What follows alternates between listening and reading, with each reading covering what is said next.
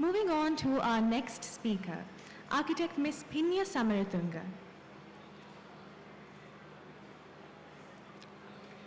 Architect Pinnya Samaratunga is an award winner of an Excellence Award in Architecture and also won the Young Architect of the Year Award in 2017.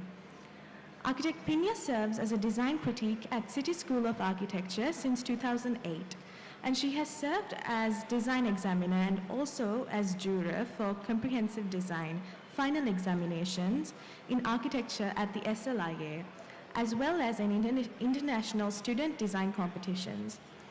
She has also served as juror on multiple occasions in the SLIA Design Awards and Color Awards schemes. Taking pleasure to instrumentally serve in various working committees of the SLIA for a number of years, she has also provided her services for leading schools in Colombo in relation to master plan development with emphasis to restoration and redevelopment. Architect Pinnya has grown up visiting fascinating buildings.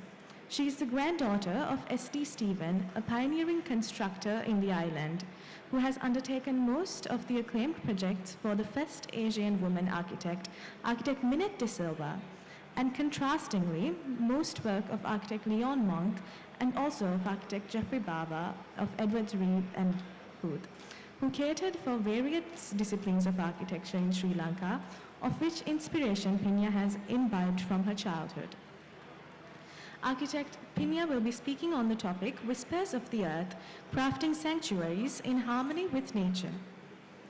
Please give a round of applause to Architect Pinnya as we welcome her to the stage.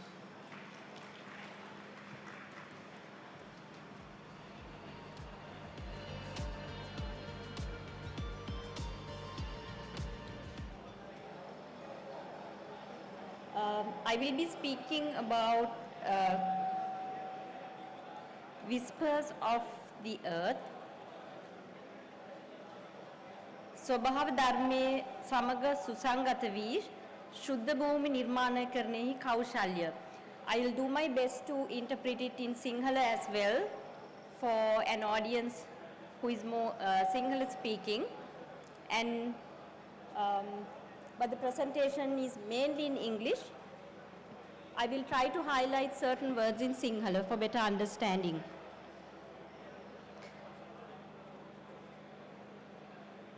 So, Whispers of the Earth is a very sensitive topic, and we just need to see as humans whether we are doing justice. This is not only based for architects, but also any human being, whether we are doing justice to our planet, whether we are in the right path right now. So, to start with, I will be reading out certain facts which are of very grave concerns, which we experienced just few months ago, in the sense in year 2024, certain recorded facts in the world. So let me just go through those quickly. So 2024 records many extreme, exceptional and environmental affected factors. So 2024 marks the highest recorded temperature in the world. The planet not only had its warmest January, but also for the first time its average temperature for over 12 consecutive months surpassed the threshold of 1.5 Celsius, and that's actually higher than the pre-industrial stage. And also in consecutive 3 days in a row, it was recorded as the most heated 3 days. This is all recorded as 2024. So we are very close. It's just like few months away. So in 2027, the threshold limit is expected to increase further. So which is not a time to relax. It's a time of very grave concern. And there's a huge risk in 2050 that this threshold point is going to exceed further in 2 degrees Celsius. So threshold point in Sinhala is Ucha Lakshya. So surpassing that is actually a very, very grave concern. So we are at the edge, or we are on the verge of collapsing environmentally if we do not do anything. And it cannot be done, you know, as individuals alone, but we have to take it wholeheartedly. So just going through a few slides of grave weather conditions, serious droughts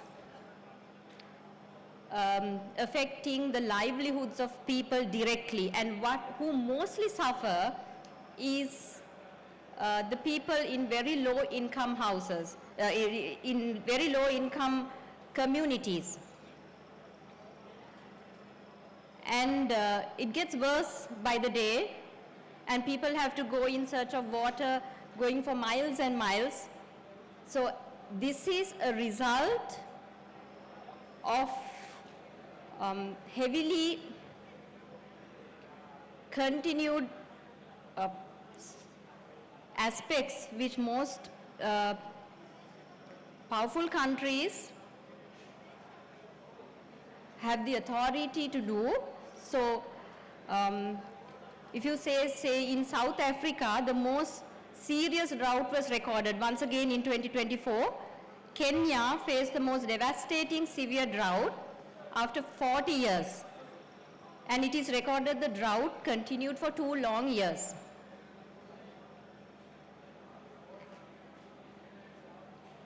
So these are the effects, very grave effects, because if it affects people, obviously affects animals as well, and all the entire ecosystem.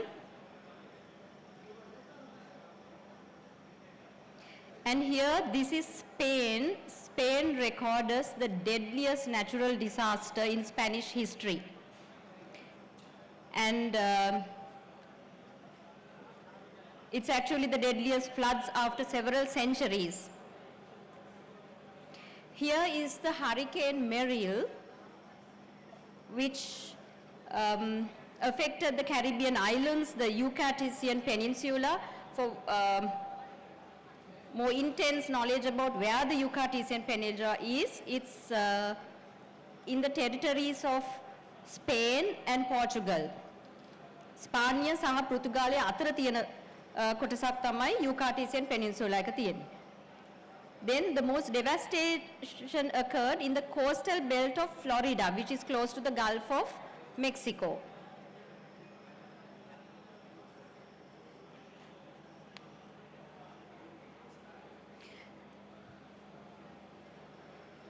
Now the Amazon forest is known to balance the overall climate, and it augments the rainfall needed to the world. However, once again in 2024 records that it disrupted the highest proportion after 2005, and as a result, it continued for 2 years as a drought.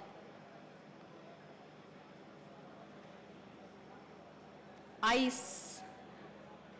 Earth loses 1.2 trillion tons of ice per year, and it's nearly 60% increase from 1994, and a study finds that Earth lost 28 trillion tons of ice between 1994 and 2017. So these are hailstorms which are actually not experienced in tropical countries like ours. However, they are like, you know, hardened rain which falls. And here are plumes of smoke due to fire, due to excessive heat for the very number of years. And this is not long ago. It's in the California, USA in January 2025, just last month. So I will come back to this effect in terms of the fires in USA.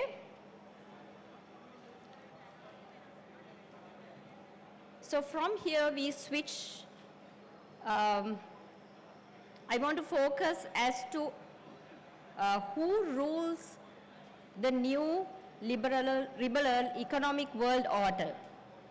Nava Nidahas Vanija Loka Pariyaya. Now, the new economic world order is governed by few tycoons in society. Actually, it's powered by the communities of billionaires. So, politicians are compelled to adhere to the billionaires' perspective in terms of how the world should go, how the world should run. So, in order to do that, so the new liberal economic world order has a very grave effect on the environment. So, no sustainable development for business tycoons. Actually, what happens is maximum profit making happens, and that's their economic theory. So, in order to make maximum profit, what happens is total disruption can happen, because it's actually coming back to making profit and making using resources to the utmost.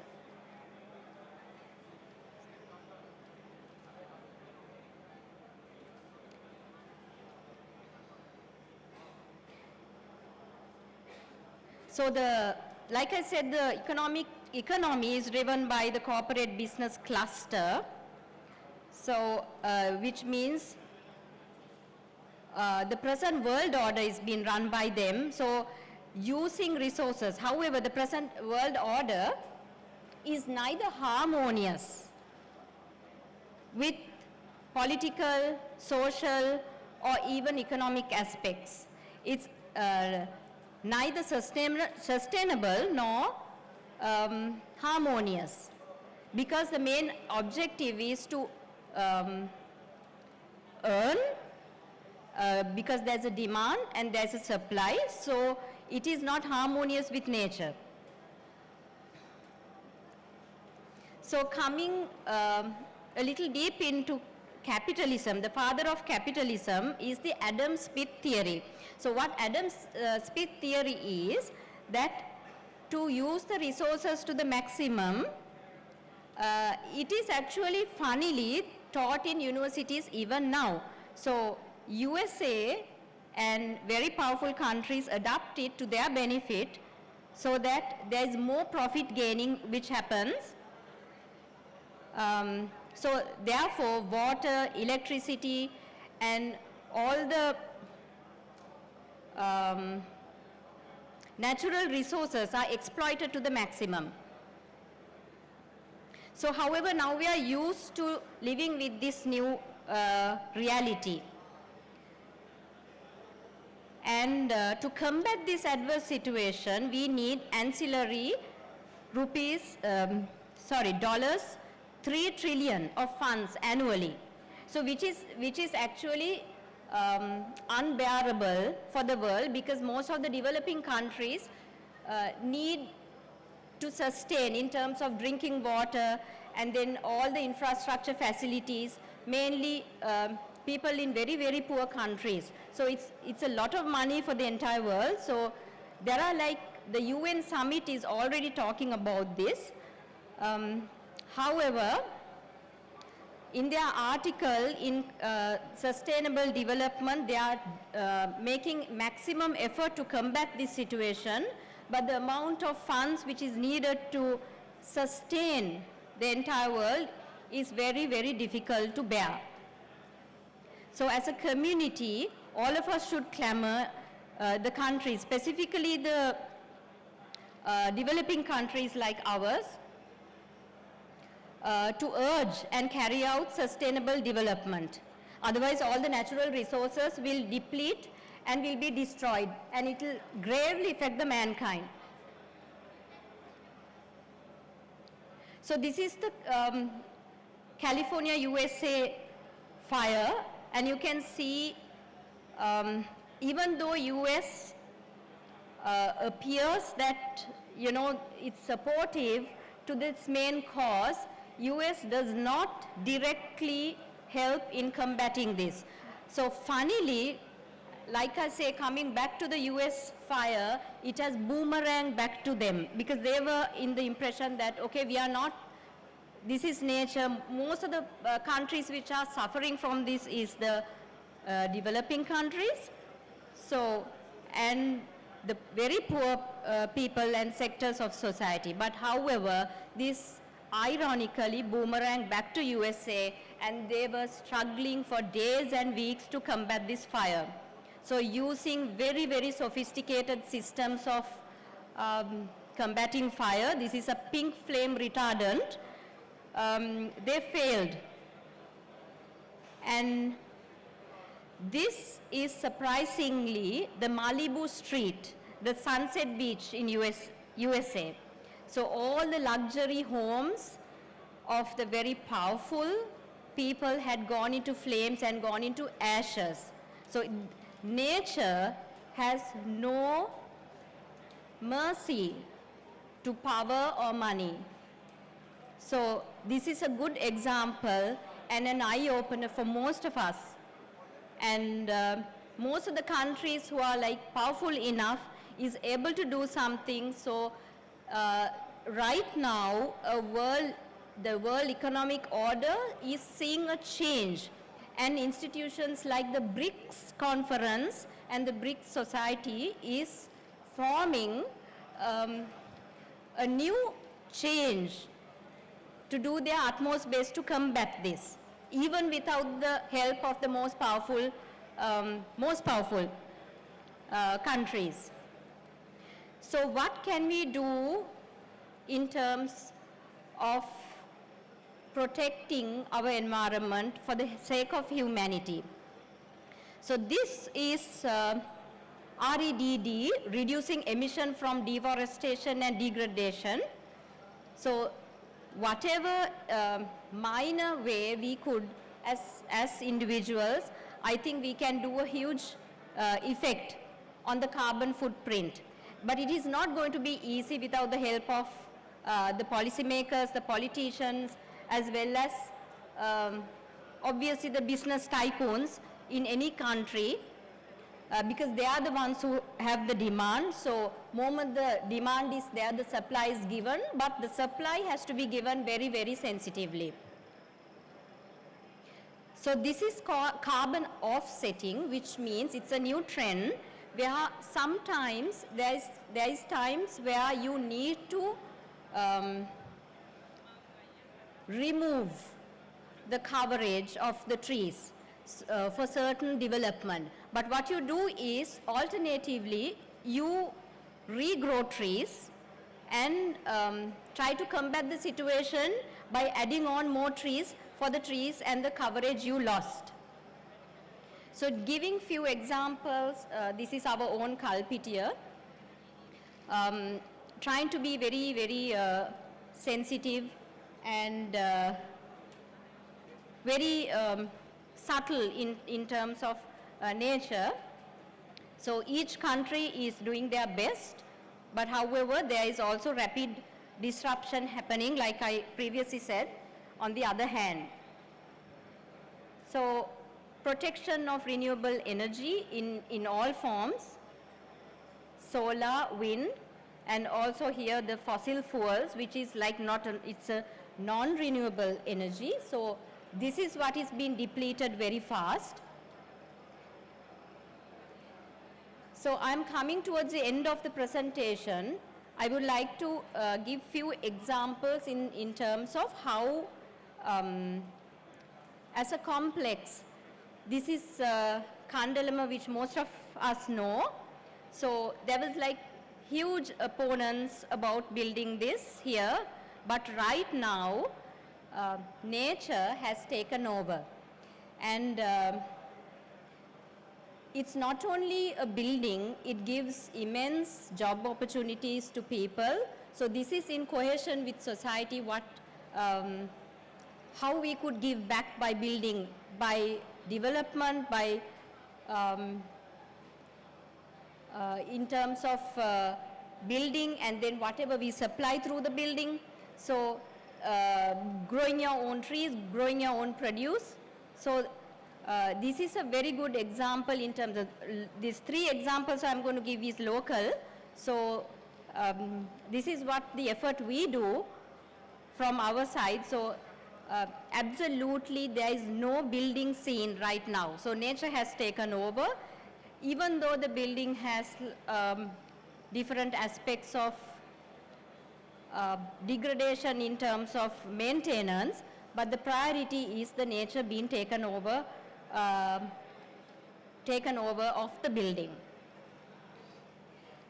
This is another example, Yodakandia Community Center. It is actually built in Hambantota after the tsunami. So it's a community development project, and you could see how well it sits on this context and how very simple, how the materials are used in terms of being sustainable as well as reuse of material, use of local labor, and also to make the interiors cooler so that it sustains for a longer period of time.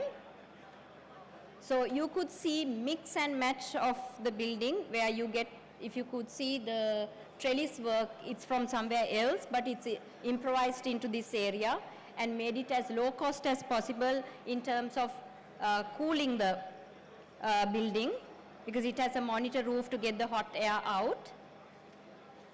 So once again, giving to the society, because each time we design something, unless it's a personalized requirement, it is our responsibility to give back to the society and how much the society would benefit. This is mainly for the low-income communities, both locally and even in other countries, because these are the people who suffer most in terms of getting, their general supply of shelter, water, medical supplies. So every community, every country, it's a responsibility to look after these people and our children. So these are again, this is a community library in the same building.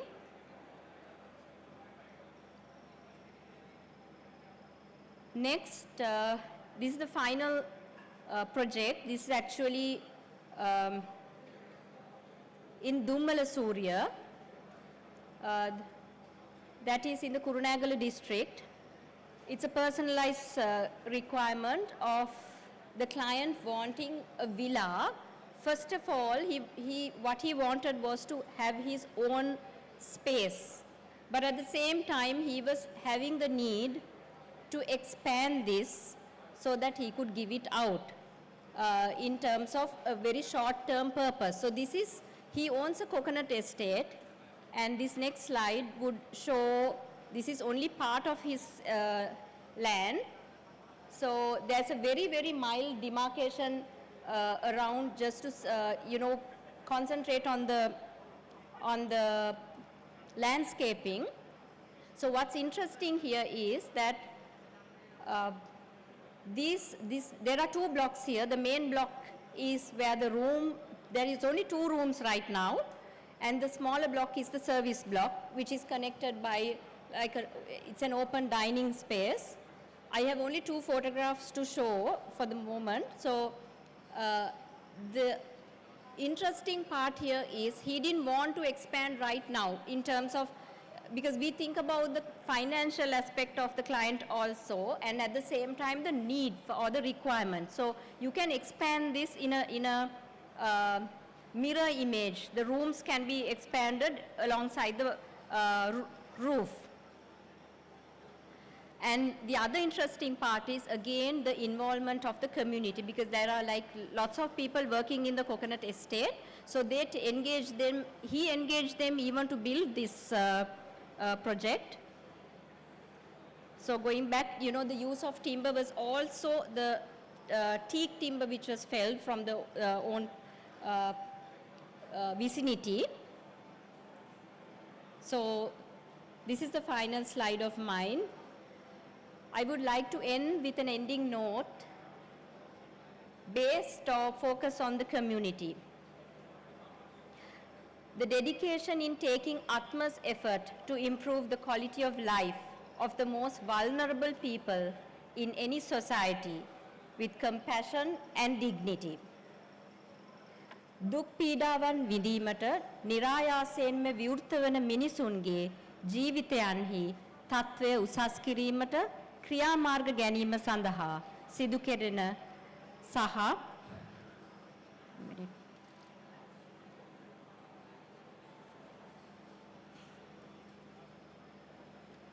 I'm sorry. දුක් පීඩාවන් විඳීමට නිරායාසයෙන්ම විවෘත වන මිනිසුන්ගේ ජීවිතයන්හි තත්ත්වය උසස් කිරීමට ක්‍රියාමාර්ග ගැනීම සඳහා මිනිස් අභිමානය ඉහළ ගැන්වීම සිදු කෙරෙන දයාවෙන් සහ ඉවසීමෙන් යුතුව උපරිමව කැපවීම අපගේ ප්‍රයත්නය විය යුතුය. Thank you very much.